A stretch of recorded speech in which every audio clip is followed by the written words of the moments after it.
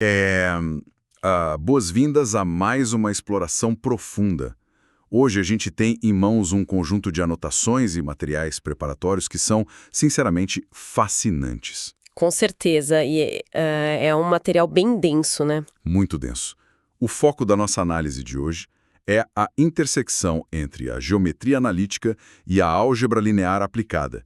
E isso tudo especificamente desenhado para o nível de exigência rigorosíssimo do exame da ANPEC, a Associação Nacional dos Centros de Pós-Graduação em Economia. Que é um exame famosíssimo por separar quem apenas decorou a matéria de quem realmente entende o modelo conceitual por trás da matemática. Exatamente.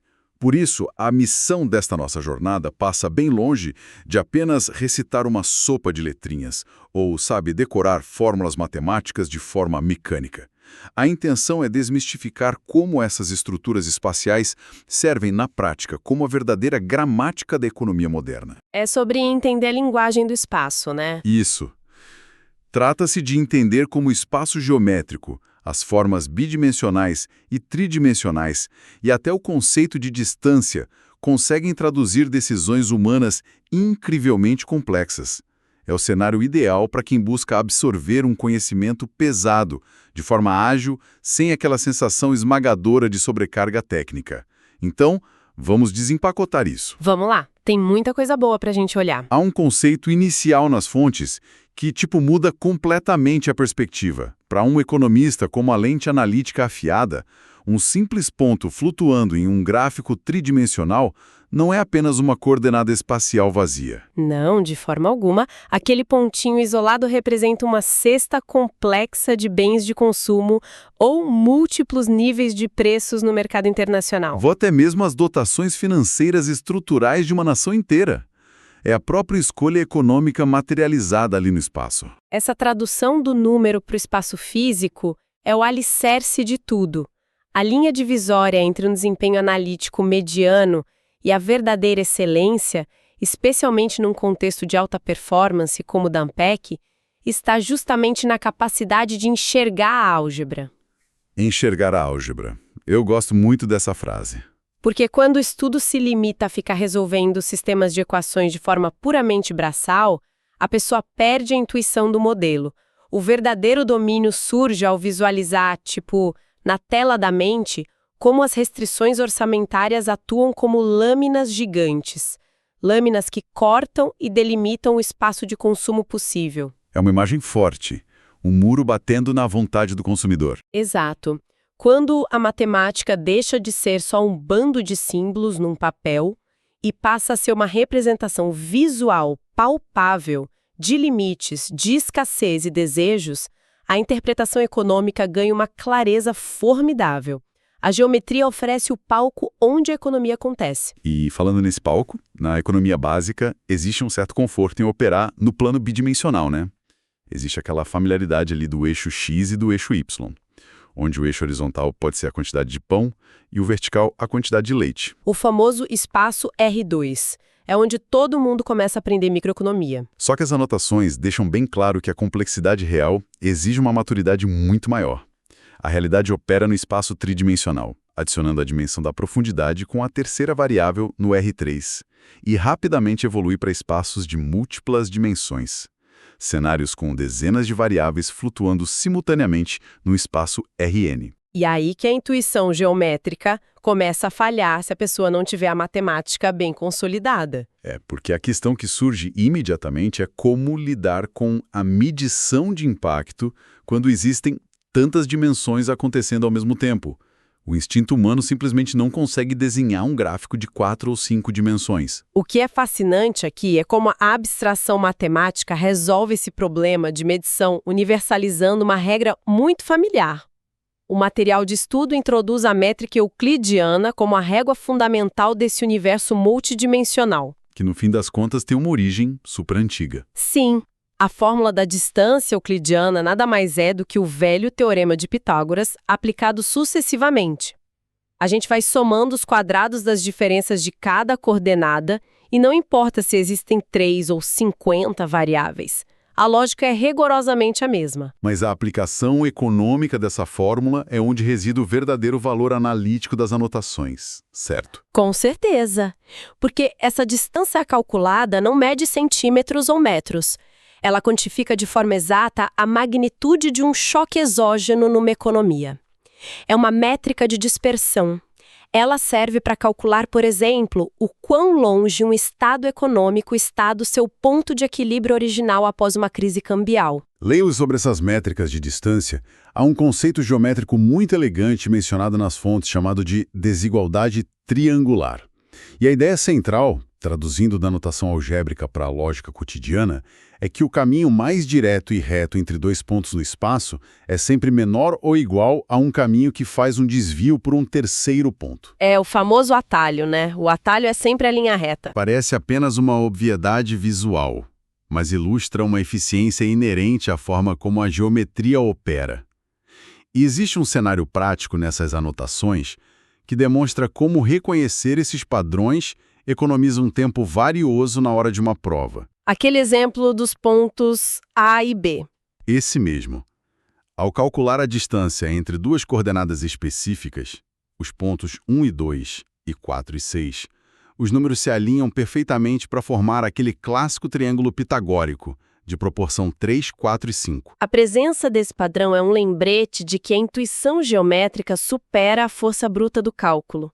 Para quem lida com restrições de tempo severas na resolução de problemas da ANPEC, perceber que a diferença nos eixos forma catetos de tamanho 3 e 4 entrega a hipotenusa, que é a distância final, de 5 unidades, quase que instantaneamente. É bater o olho e resolver.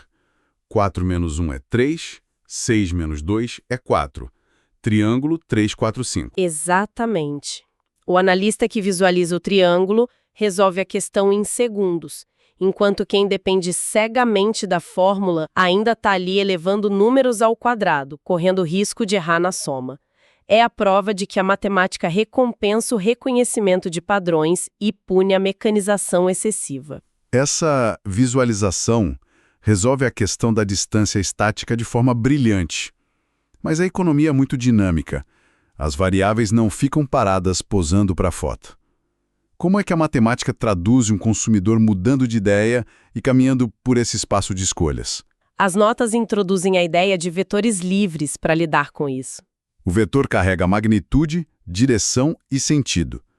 Uma variação na renda ou na dotação de recursos não altera apenas um número na planilha do Excel. Funciona como uma translação vetorial que empurra o consumidor através desse espaço de bens. É um movimento literal no espaço de possibilidades. E a complexidade aumenta bastante na parte das operações vetoriais. O material dedica muita atenção ao chamado produto escalar. Sim, e a definição mostra que, ao multiplicar dois vetores dessa forma escalar, o resultado colapsa em um número único, um escalar, e não em uma nova seta flutuando por aí. O que esse colapso dimensional significa na prática, para a teoria econômica? O significado prático é imediato e muito poderoso.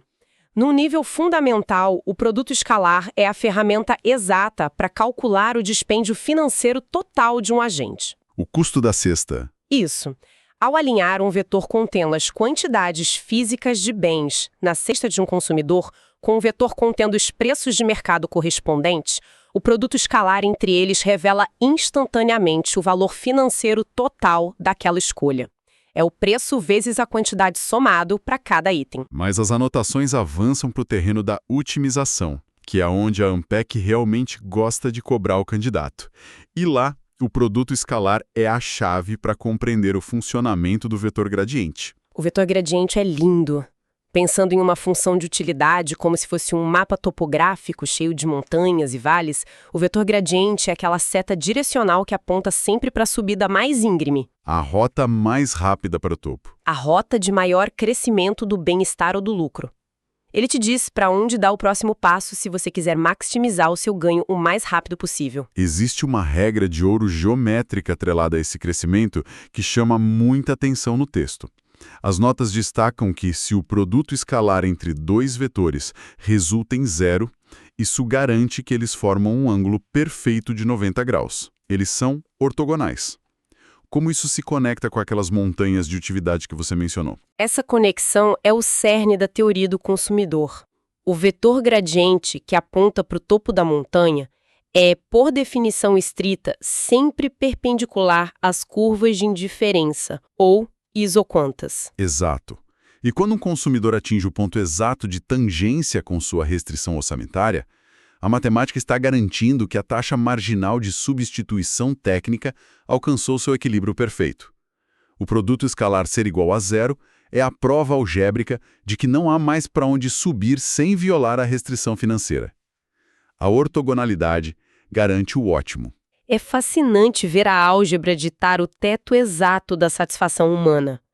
Mas explorando os alertas e infográficos do material, nota-se uma armadilha recorrente para quem analisa esses dados espaciais. É a confusão entre o produto escalar e o produto vetorial. Essa é uma pegadinha clássica. Enquanto o primeiro resulta em um número simples, o produto vetorial parece operar sobre uma lógica bem mais exótica. Ele gera um vetor inteiramente novo do nada. Um vetor que nasce estritamente perpendicular aos dois vetores originais que o criaram. Qual é a utilidade prática de forjar uma nova direção dessa maneira no modelo econômico? O produto vetorial atua como o alicerce da construção civil na economia matemática.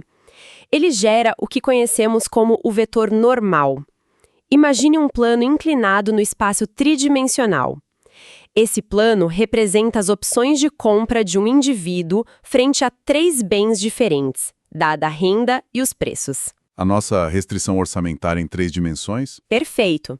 Se existirem 2 direções conhecidas deslizando sobre a superfície desse plano, o produto vetorial entre elas cria uma estaca matemática que fixa esse plano. Uma seta apontando diretamente para fora dele, formando um ângulo de 90 graus com toda a superfície. E por que essa estaca é necessária? Sem esse vetor normal, gerado artificialmente pelo produto vetorial, é impossível montar a equação matemática que define a restrição orçamentária tridimensional. A nova seta perpendicular é a viga que sustenta o modelo inteiro no lugar. Os coeficientes dela são os próprios preços dos bens na equação do plano. Aqui é que a coisa fica realmente interessante. Entramos de cabeça na fase de construção dos limites. O material de estudo classifica esses planos e retas como variedades lineares. Essencialmente são os muros e tetos da economia matemática. E a equação geral que define um plano, aquele AX mais BY mais CZ mais D igual a zero, atua como essa âncora no espaço. Onde as letras A, B e C são justamente as coordenadas daquele vetor normal que acabamos de discutir. Exato. Mas uma vez que o muro orçamentário está de pé no gráfico, há um foco enorme nas anotações em calcular a distância de um ponto externo até esse plano. Por que essa medição específica de um ponto até uma parede recebe tanto destaque analítico nas provas? Porque essa distância traduz a vulnerabilidade do sistema econômico inteiro. Na modelagem matemática, calcular o espaço entre um ponto de consumo ótimo anterior e um plano orçamentário que foi recém-deslocado mede a sensibilidade de uma solução frente a choques externos. Um choque de oferta ou de demanda? Isso. Quando a inflação dispara ou a renda despenca subitamente, geometricamente, o que acontece é que o plano da restrição orçamentária desliza pelo espaço tridimensional. Ele encolhe em direção à origem. A distância exata entre a escolha ideal antiga do consumidor e a nova barreira imposta pela realidade dita o impacto financeiro direto da crise. E as notas trazem exemplos práticos. Sim. Há cenários na questão 10 do material onde calcular a distância entre 2 planos estritamente paralelos revela com precisão absoluta o tamanho do choque macroeconômico na capacidade produtiva. Medir a fenda espacial entre os muros é, na verdade, medir a magnitude da crise no poder de compra. É uma perspectiva bem impactante perceber que uma flutuação brusca na taxa de juros pode ser visualizada como a distância geométrica entre 2 paredes deslizando num vácuo matemático. E, aprofundando essa ideia de limites estruturais, o foco inevitavelmente recai sobre as inequações lineares. Que mudam o jogo, porque deixamos de falar de igualdades rígidas. Exatamente. Ao invés de uma igualdade cravada na pedra, trabalhamos com o limite do até quanto é possível gastar ou produzir. Expressões com sinais de maior ou menor criam conjuntos inteiros de possibilidades, delimitando regiões em formato de polígonos no R2 ou poliedros complexos no R3. A famosa região viável. Sim. E é uma distinção gráfica muito clara apontada nas fontes sobre a fronteira dessa região viável. Se a desigualdade for estrita, ou seja, usando apenas o sinal de maior que, em vez de maior ou igual a fronteira dessa região é desenhada como uma linha tracejada. E isso indica que o limite extremo não pode ser tocado pela escolha do agente econômico. Faz parte do limite, mas não é uma escolha possível. Se conectarmos isso a uma visão mais ampla do comportamento dos mercados, o estudo dessas regiões delimitadas por inequações revela a importância vital de uma propriedade geométrica incrível, a convexidade. O terror de muitos estudantes, mas que é fundamental. É fundamental. Uma região de possibilidades econômicas é convexa se, ao traçarmos uma linha reta imaginária entre quaisquer duas escolhas viáveis dentro dela, todo o trajeto dessa linha permanecer estritamente contido no interior da região. Não pode ter nenhum buraco ou curva para dentro. Tem que ser um conjunto maciço, por assim dizer. Tem, e a garantia de convexidade é a pré-condição matemática que viabiliza a aplicação do Teorema de Weierstrass. É esse alicerce teórico que assegura a existência de soluções únicas e estáveis nos mais difíceis problemas de otimização e nos equilíbrios complexos de teoria dos jogos. Sem a convexidade, a gente poderia achar um ponto ótimo falso, ou vários, ou nenhum. Exato. As várias restrições e inequações se cruzam, formando quinas afiadas, os vértices desses poliedros de decisão. Na grande maioria dos modelos de programação linear, é exatamente em um desses vértices que repousa o ponto ótimo de alocação de recursos ou a maximização do lucro de uma indústria. O topo da rentabilidade quase sempre fica em uma quina convexa do espaço. Fica bem nítido como a forma escavada no espaço dita diretamente a viabilidade e o limite do lucro. E falando em formas delineadas, a etapa seguinte das anotações entra num universo um tanto mais curvo da geometria, a seção das cônicas. A imagem mental clássica ajuda muito quem nos ouve a entender. Cortes realizados em ângulos diferentes ao longo de um cone tridimensional geram curvas de naturezas totalmente distintas. É uma transição visual lindíssima da geometria. E o foco analítico do material ilumina especialmente duas dessas estruturas, a parábola e a hipérbole. Começando pelo formato em U da parábola, existe toda uma anatomia detalhada envolvendo um foco, uma reta chamada diretriz e um vértice. E há cenários muito básicos de estudo, onde uma simples função de custo ao quadrado esconde o seu ponto focal ali nas entranhas das coordenadas, tipo o foco de y igual a x ao quadrado, que fica ali em 0,1/4. O que essa anatomia parabólica tem a dizer sobre os bastidores da produção econômica na prática? A tradução visual dessa anatomia para a ciência econômica revela a essência dos custos de produção. A curva suave da parábola é a representação gráfica definitiva para o fenômeno amargo dos retornos decrescentes de escala. Aquela ideia de que adicionar mais um trabalhador na fábrica não rende o mesmo que o anterior. Perfeitamente, bem como para a trajetória inexorável dos custos marginais crescentes dentro de uma indústria. À medida que a produção escala além do ponto ideal, a curva da parábola se inclina agressivamente para cima. O custo dispara. Dispara. E o vértice dessa parábola, o exato ponto de inflexão onde a curva atinge o seu vale mais profundo no caso de uma curva de custo, é a coordenada mais valiosa para quem toma decisões gerenciais. É ali, e apenas ali no vértice, que o custo médio atinge o seu mínimo absoluto, onde a margem de lucro de uma firma encontra o seu ponto máximo sustentável em condições normais de concorrência. Conhecer a fundo a equação cônica permite aos estrategistas encontrarem esse ponto de virada sem precisar de tentativas e erros na vida real. Essa estética inegável, Porém com um comportamento muito mais rebelde e contraintuitivo para quem está estudando. as hipérboles dão dor de cabeça em muita gente. Dão mesmo. O grande destaque nas notas incide sobre a hipérbole equilátera, que, quando rotacionada, possui uma equação muito peculiar, onde x vezes y é igual a uma constante c. E o que realmente traz um ar de mistério e fascínio para a hipérbole é a presença das chamadas assíntotas. Para tentar ilustrar para quem não está com o gráfico na frente agora, as assíntotas são aquelas linhas retas invisíveis no espaço, das quais a curva hiperbólica se aproxima cada vez mais, Elas vão chegando perto, infinitamente perto. chegando a distâncias infinitesimais à medida que avançam rumo ao infinito. Mas, por algum motivo matemático impenetrável, a curva nunca chega a encostar ou cruzar a linha de fato. Qual é a lógica por trás dessa aproximação eterna e não consumada? A resposta a esse mistério matemático reside no próprio instinto de sobrevivência econômica do ser humano.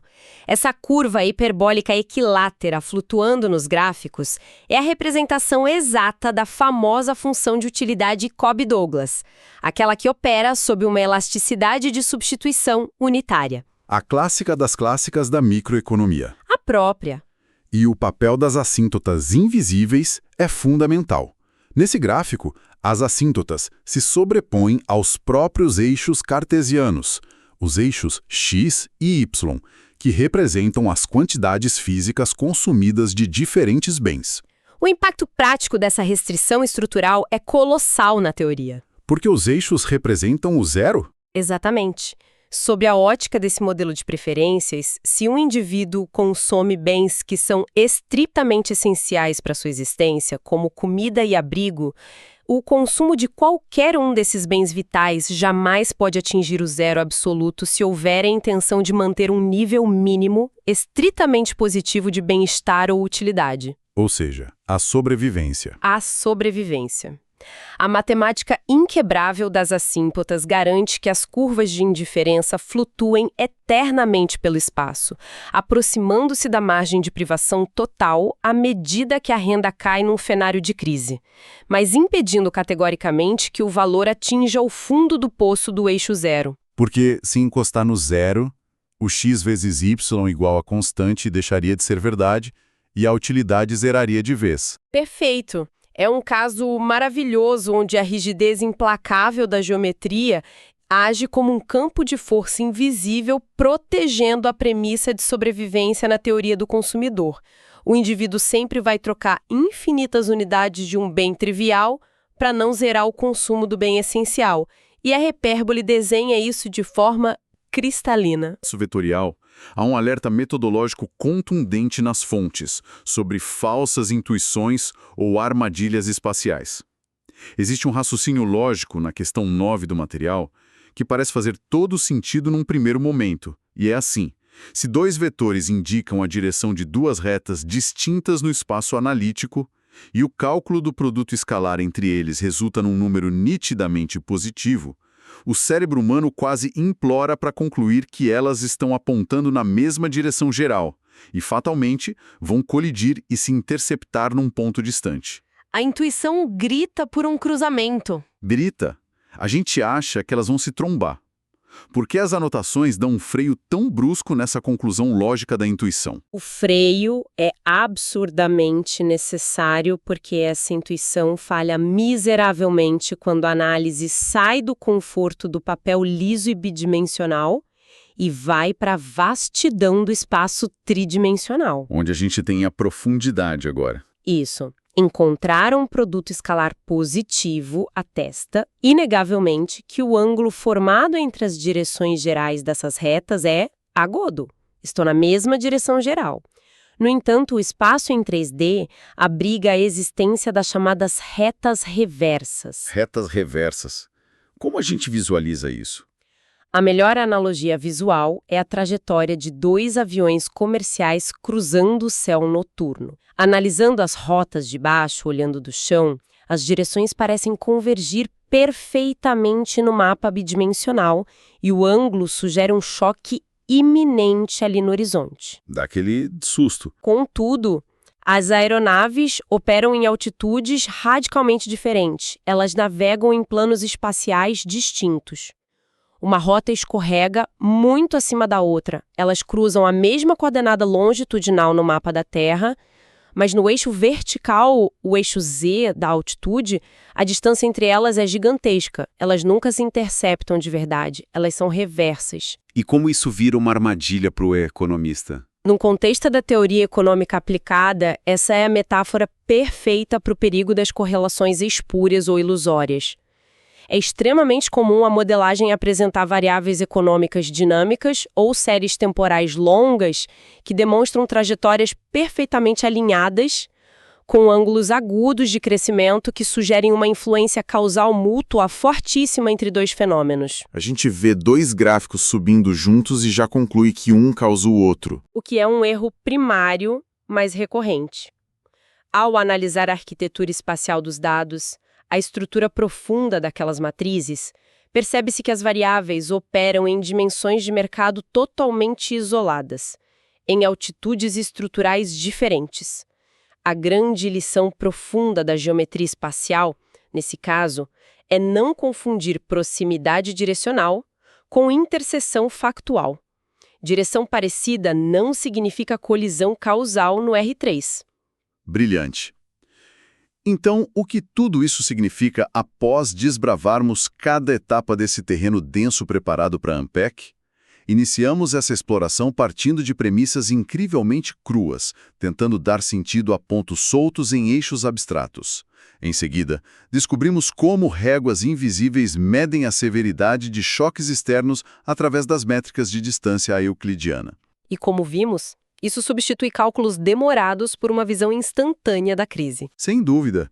Depois a jornada exigiu escalar o relevo topográfico do comportamento humano, utilizando os vetores gradientes como bússolas indicativas do maior bem-estar e da maximização de lucro. Em seguida, nós colidimos de frente com o concreto impenetrável dos planos orçamentários, as variedades lineares e as inequações convexas. E terminamos agora acompanhando essa dança infinita das hipérboles, tangenciando a fronteira da sobrevivência e da escassez. É um roteiro muito completo e elegante de como a matemática funciona por trás das cortinas do mercado. A conclusão inescapável é que a maestria sobre esses fundamentos espaciais afia violentamente a percepção de quem analisa a realidade. O domínio dos eixos, vetores e planos diminui a dependência da álgebra mecânica exaustiva, diminui a chance de errar uma conta boba e concede uma vantagem analítica monumental. Revela aquelas engrenagens limítrofes que ditam a viabilidade das escolhas do mercado. O espaço não é apenas um container vazio, ele ativamente molda as regras do jogo econômico. Isso levanta uma questão importante, uma provocação conceitual para esticar as fronteiras do pensamento de quem nos acompanha hoje. Porque todo o rigor analítico dos materiais e das aulas que examinamos se sustenta sobre a imobilidade elegante dos eixos geométricos tridimensionais, né? Onde cada coordenada x, y ou z delimita essas possibilidades de consumo e produção num cenário estático. O modelo está lá, parado, esperando a análise. O chamado modelo congelado no tempo. Exato. Mas e se perturbássemos a serenidade atemporal desse modelo matemático, introduzindo o fator implacável da incerteza? Ou mesmo o escoamento contínuo do tempo como uma quarta ou quinta dimensão dentro dessa equação espacial? Aí a cabeça começa a doer um pouco. Pois é.